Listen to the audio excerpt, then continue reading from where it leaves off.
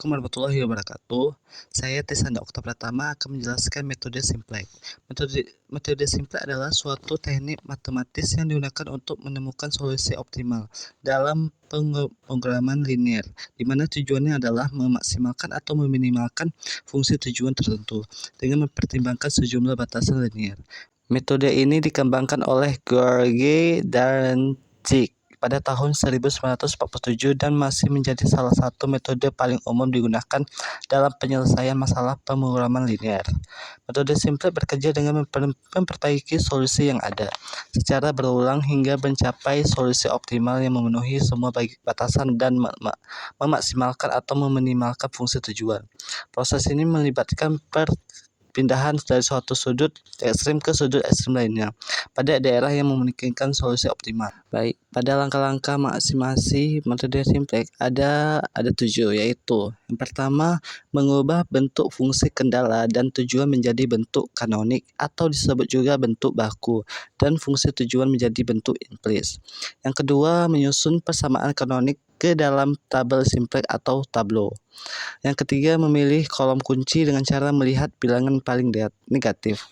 Yang keempat, menentukan baris kunci dengan menentukan rasio terkecil dari RHS atau right hand side dan nilai pada kolom kunci. Yang kelima, menentukan angka kunci atau pivot untuk dijadikan 1. Baris yang lain juga akan ikut. Yang keenam, mengubah kolom kunci kecuali pivot menjadi 0, baris yang lain juga ikut. Yang ketujuh, mengulangi langkah 3 sampai 6 jika pada baris pertama masih terdapat negatif. Solusi akan optimal apabila baris pertama tidak lagi negatif.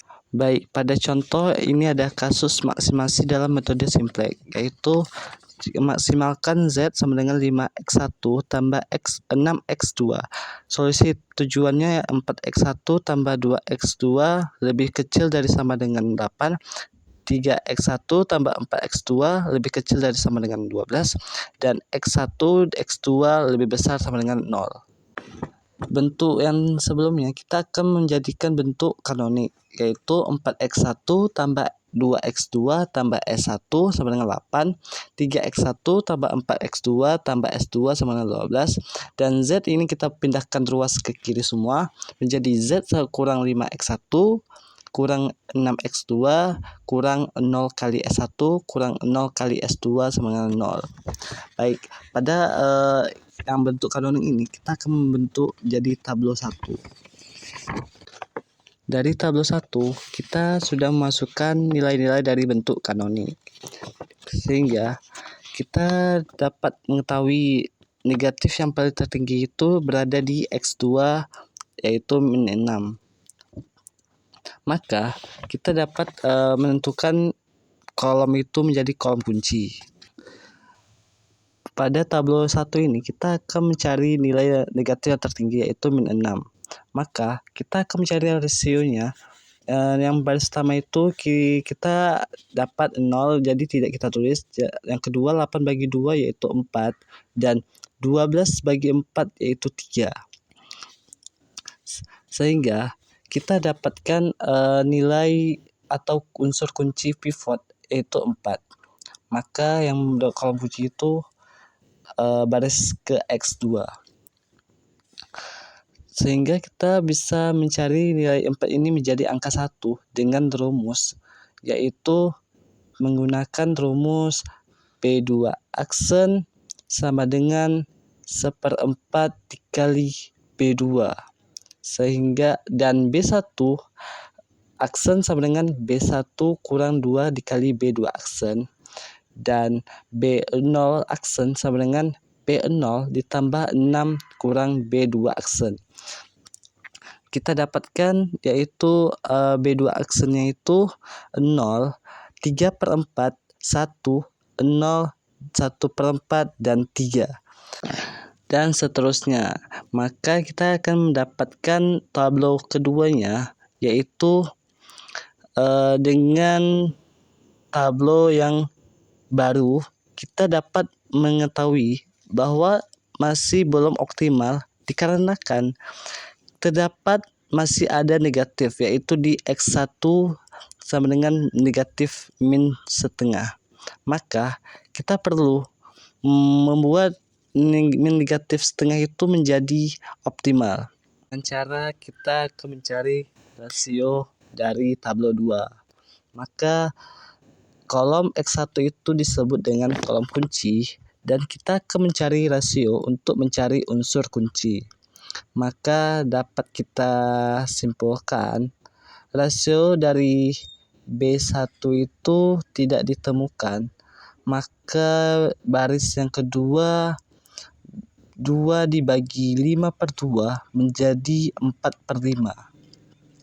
Dan 3 dibagi 3/4 menjadi 4. Maka kita dapat ketahui unsur kunci dari kolom yang kita dapatkan, yaitu kolom kunci, menjadi yaitu 5/2. Maka unsur kunci yang kita sebutkan itu 5/2, maka kita akan mengubah 5/2 itu menjadi angka 1. Sebagaimana yang di atas tadi, kita akan mengubah 5/2 ini menjadi angka 1. Maka B1 double absen sama dengan 2/5 dikali B1 aksen, maka menjadi 0, 1, 0, 2/5, min 1/5, dan 4/5.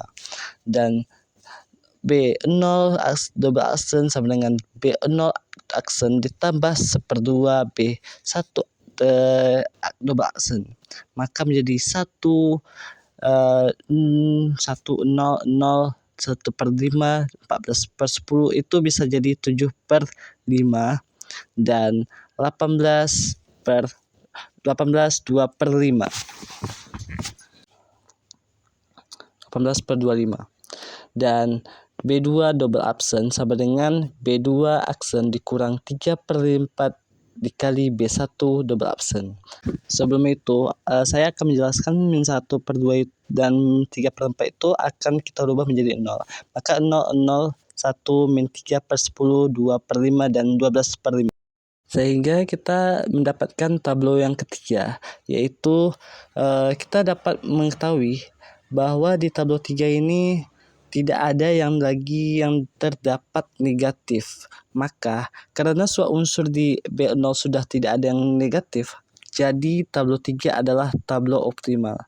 Sehingga kita dapat menyimpulkan solusi optimalnya itu X1 sama dengan 4/5 sama dengan bisa kita jadikan desimal menjadi 0,8 dan X2 sama dengan 12/5 maka 2,4 dan Z sama dengan 2/5 menjadi 18,4.